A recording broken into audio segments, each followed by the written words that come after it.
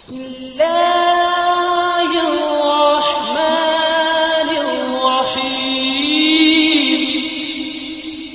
الرحمن الرحیم۔ السلام علیکم ورحمۃ اللہ وبرکاتہ۔ خلفائے راشدین میں سے حضرت عمر فاروق رضی اللہ تعالیٰ عنہ دوسرے خلیفہ ہیں۔ آپ اپنی شجاعت اور بہادری، عدل و انصاف کی وجہ سے نمایاں اور منفرد حیثیت رکھتے ہیں۔ آج روشنی کے سفر میں حضرت عمر فاروق رضی اللہ تعالیٰ عنہ کے دور خلافت میں آپ کی شان فاروق کے بارے میں ایک واقعہ پڑھتے ہیں کہ حضرت عمر فاروق رضی اللہ تعالیٰ عنہ کے دور خلافت میں ملک شام میں لشکر بھیجا گیا۔ مسلمان جب بیت المقدس کے شہر کے قریب پہنچے تو عیسائی جو تھے وہ قلعہ بند ہو گئے اور شہر کے سارے دروازے بند کر کے اپنے آپ کو محفوظ کر لیا۔ کئی ماہ کی خوراک وغیرہ ان کے پاس تھی، اس لیے انہیں کوئی خاص غم نہ تھا۔ شہر کے ارد گرد بڑی مضبوط فصیل تھی۔ مسلمانوں کا اندر داخل ہونا محال تھا، اس لیے مسلمانوں نے شہر کا محاصرہ کر لیا۔ یہ سخت سردی کا موسم تھا۔ مسلمانوں نے ہمت نہ ہاری اور بڑی استقامت کے ساتھ محاصرہ جاری رکھا۔ تقریباً 1 ماہ تک یہ محاصرہ جاری رہا۔ زیادہ فتوحات حضرت عمر رضی اللہ تعالیٰ عنہ کے دور میں ہوئی، اور یہ وہی دور تھا کہ جب اسلام سب سے تیزی سے دنیا میں پھیلا۔ تو اس وقت جب مسلمان بیت المقدس کے شہر کے قریب پہنچے تو سخت سردی کا عالم تھا۔ تقریباً 1 ماہ تک یہ محاصرہ جاری رہا۔ عیسائی اس محاصرے سے سخت پریشان ہوئے اور سوچنے پر مجبور ہو گئے کہ یہ یعنی کہ جو مسلمان ہیں وہ اب کیا کرتے ہیں۔ یہ عجیب لوگ ہیں جو اتنی سخت سردی کے باوجود عزم و ہمت سے کھڑے ہیں۔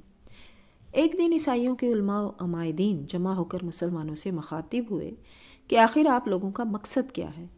امیر لشکر حضرت ابو عبیدہ بن جراح رضی اللہ تعالیٰ عنہ نے جواب دیا کہ ہم آئے نہیں بلکہ بھیجے گئے ہیں۔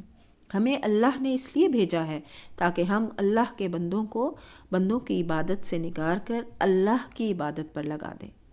علماء شہر نے جواب دیا کہ ہماری مذہبی کتابوں کی روح سے تم لوگ ہمارے شہر کو قطعاً فتح نہیں کر سکتے۔ یہ تو تم نے 1 ماہ محاصرہ کیا ہے، اگر تم 30 سال بھی کھڑے رہو تم لوگ اس شہر کو فتح نہیں کر سکتے۔ ہماری کتابوں میں یہ لکھا ہے کہ اس شہر کو جو شخص فتح کرے گا اس کا نام عمر ہوگا، اور تمہارے امیر لشکر کا نام ابو عبیدہ بن جراح ہے۔ مسلمانوں نے جب یہ بات سنی تو حضرت ابو عبیدہ بن جراح رضی اللہ تعالیٰ عنہ نے فرمایا، رب کعبہ کی قسم، پھر تو ہم اس شہر کو فتح کر لیا ہے۔ عیسائی حیران ہیں کہ یہ کیوں اتنے خوش ہو رہے ہیں۔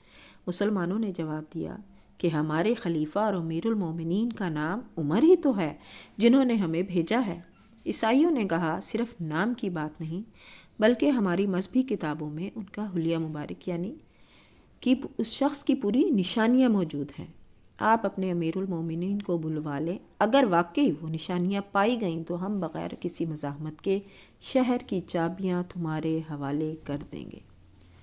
مسلمان حیران تھے کہ یہ عیسائیوں کی کوئی چال ہی نہ ہو، اس لیے فوج میں سے ایک ایسے شخص کو ان کے سامنے پیش کیا جس کی شکل حضرت سیدنا عمر بن خطاب رضی اللہ تعالیٰ عنہ سے انتہائی ملتی جلتی تھی۔ عیسائیوں نے جب اس شخص کو دیکھا تو خوب غور و خوض کر کے کہنے لگے کہ خدا کی قسم یہ شخص عمر کے مشابہ ضرور ہے مگر عمر نہیں ہے۔ اب مسلمانوں نے پروگرام بنایا کہ حضرت عمر رضی اللہ تعالیٰ عنہ کو بلوایا جائے۔ چنانچہ پیغام بھیجا گیا۔ حضرت عمر رضی اللہ تعالیٰ عنہ سواری لے کر اپنے غلام کے ساتھ چل پڑے۔ آپ نے غلام سے کہا، چونکہ سواری ایک ہے اس لیے ہم باری باری اس پر سوار ہوں گے۔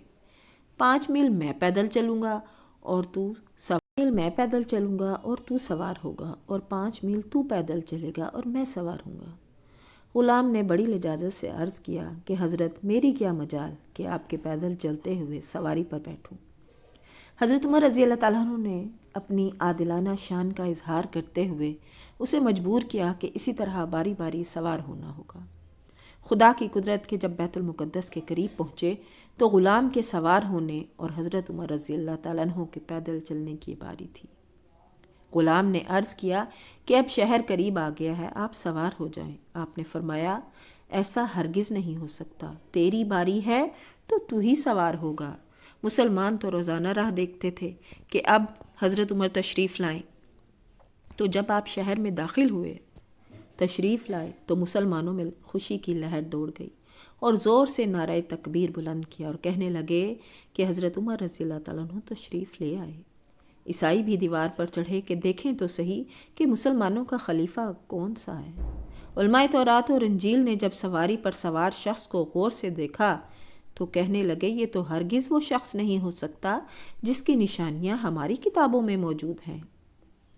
مسلمانوں نے جواب دیا کہ ہمارا خلیفہ وہ نہیں جو اونٹنی پر سوار ہے، بلکہ ہمارا خلیفہ تو وہ ہے جس کے ہاتھ میں اونٹنی کی مہار ہے۔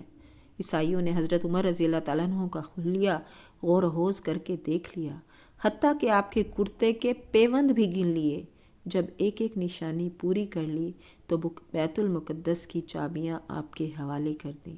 حضرت عمر رضی اللہ تعالیٰ عنہ وہاں 10 دن تک قیام پذیر رہے، صلح کی شرائط طے کیں اور ایک مسجد بھی تعمیر فرمائی۔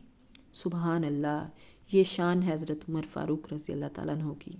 اللہ نے اتنا بڑا احسان کیا کہ ہمیں اپنے پیارے نبی صلی اللہ علیہ وآلہ وسلم کی امت میں پیدا فرمایا اور ایسے ایسے صحابہ کرام اور امیر المومنین عطا فرمائے۔ اللہ پاک ہمیں اپنے پیارے نبی کی ہر سنت پر عمل کرنے والا بنائے، ہمیں ہر وہ بھلائی عطا فرمائے جس کی ہمارے پیارے نبی نے دعا فرمائی، اور ہم سب مسلمانوں کو ہر اس برائی سے، ہر اس گناہ سے، ہر اس شر سے محفوظ رکھے جس سے میرے پیارے نبی نے پناہ مانگی۔ جہاں بھی رہیں خوش رہیں، دعاؤں میں یاد رکھیے گا۔ وآخر دعوانا ان الحمدللہ رب العالمین، فی Aman Ullah, with best wishes and good luck۔ بسم اللہ الرحمن